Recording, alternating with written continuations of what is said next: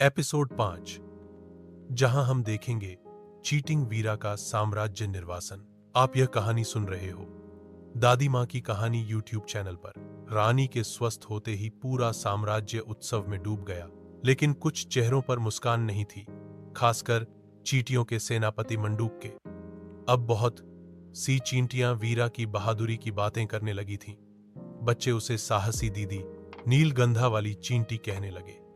मंडूक को डर था कि अगर रानी को सब कुछ सच सच पता चला तो उसकी सत्ता छिन जाएगी, और तब उसने रचा एक षड्यंत्र, झूठे आरोप का। एक रात रानी के भंडार घर में आग लग गई। खाने की एक पूरी सुरंग जलकर राख हो गई। चींटियों के सेनापति मंडूक ने सभा में घोषणा की, यह आग जान बूझकर लगाई गई है, और मुझे विश्वास है कि इसके पीछे वही चींटी है जो बार बार चर्चा में आना चाहती है, चींटी वीरा।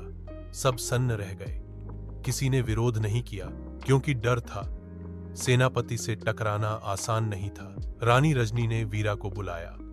वह जानती थी कि वीरा निर्दोष है, पर सबूत मंडूक ने इतने चतुराई से जुटाए थे कि रानी भी असमंजस में पड़ गई। अगर मैंने कुछ नहीं किया तो भी आप मुझे दोषी मानेंगी? चींटी वीरा ने पूछा। रानी की आंखें भीग गईं, मगर उन्होंने धीरे से कहा, हमें अभी तुम्हें साम्राज्य से कुछ समय के लिए बाहर करना होगा, वीरा ने सिर झुका लिया। न गुस्सा, न शिकायत, बस मौन। वीरा अपनी रानी के सामने बोली, जो आपका आदेश, और वहां से निकल छाली। अगली सुबह साम्राज्य के फाटक खुले। वीरा चींटी को अकेले जाते हुए देख सब बहुत दुखी थे। जो चींटियां कभी उसके साहस की प्रशंसा करती थीं, वो आज चुप थीं। कुछ बच्चों ने उसे जाते हुए देखा और आंखें भर आईं।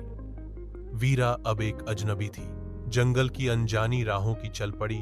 वो अपने साम्राज्य से बहुत मिलो दूर एक ऊंचे पेड़ की जड़ के पास छोटा सा घर बनाया और वहां रहने लगी। और जानवर थोड़े ही दिन में वहां पर वीरा चींटी के अच्छे दोस्त बन गए। इस एपिसोड को हम यहीं समाप्त करते हैं। अगले एपिसोड के लिए कमेंट में बताएं।